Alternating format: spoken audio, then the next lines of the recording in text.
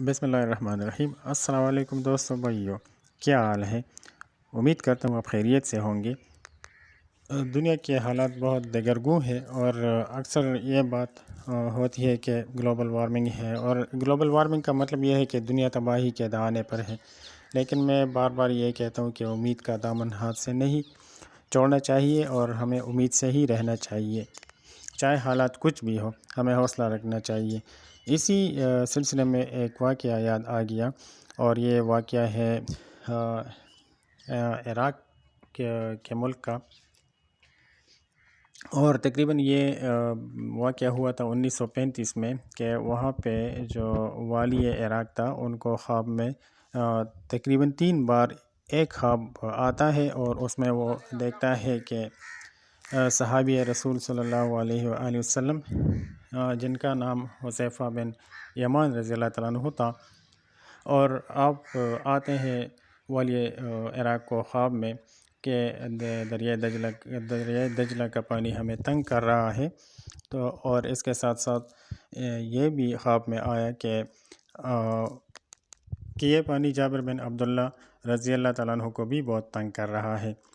لیکن انہوں نے اس بات کو اگنور کیا اور کوئی خاص دھیان نہیں دیا۔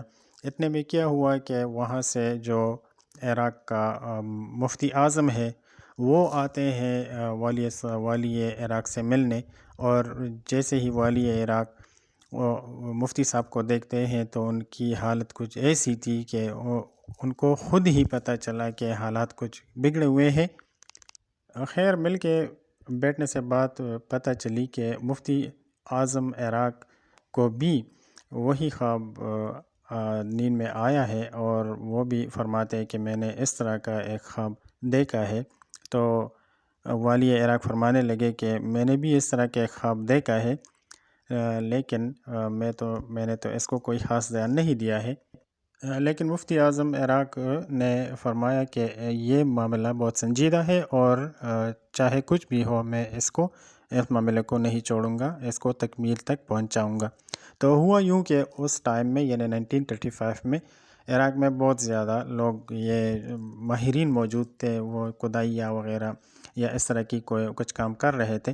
انجینئرز تھے، جاپان کے بھی تھے اور برطانیہ کے بھی تھے، اس طرح کے دوسرے ممالک کے بھی تھے۔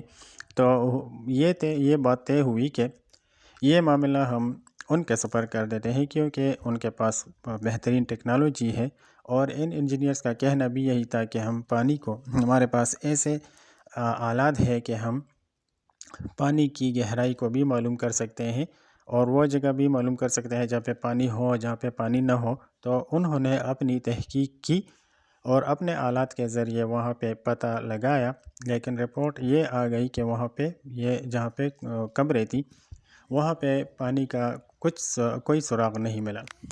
لیکن مفتی اعظم عراق وہ ڈٹ گئے، اور انہوں نے کہا کہ میں یہ کام ضرور کروں گا۔ تو کھدائی ہوئی، وہاں جو قبریں تھی وہاں پہ کھدائی ہوئی، اور کھدائی کرنے کے بعد یہ بات پتہ چلی کہ یہ حذیفہ بن یمان رضی اللہ تعالیٰ عنہ اس کی قبر سے پانی کچھ فاصلے پر تھا، اور جابر بن عبداللہ رضی اللہ تعالیٰ عنہ کے بالکل پاؤں کو پانی چھو رہا تھا۔ تو یہ پانی ان قبروں میں پایا گیا، اور یہ دونوں صحابہ کرام رضوان اللہ علیہم اجمعین، ان کی بہت زیادہ خوبصورت اور بہت زبردست جانیں تھیں۔ جان تو خیر چلی گئی تھی، لیکن میں عزت کے طور سے میں یہ نہیں کہہ سکتا کہ یہ مطلب میت یا وغیرہ میں نہیں کہہ سکتا، میں جانی بولوں گا، کیونکہ ان کا اکرام اور ان کا عزت بہت زیادہ ہے۔ اور ایک جاپانی انجینئر کے مطابق حضرت جابر بن عبداللہ رضی اللہ تعالیٰ عنہ کی آنکھیں کھلی تھی، اور اس آنکھوں میں اتنی چمک تھی کہ بہت زیادہ زبردست تھی، اور حذیفہ بن یمان رضی اللہ عنہ کا جسم مبارک بھی بالکل صحیح سلامت تھا۔ تو یہ واقعہ دیکھ کر بہت سے لوگ مشرف باسلام ہوئے۔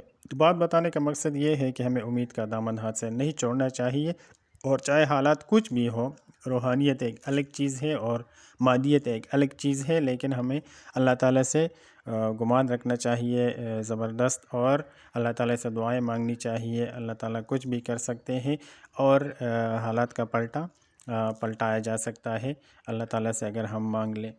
تو انہی حالات میں ہم نے اللہ تعالیٰ سے مانگنا بھی چاہیے، اپنی طرف سے پوری کوشش کرنی چاہیے کہ جتنا ہم سے ہو سکے ماحول کو پاک صاف رکھے، آلودگی کو کم سے کم کر دے، آلودگی نہ پھیلائے، اور ایسے جدید طریقے اپنائے جن سے آلودگی کم ہو۔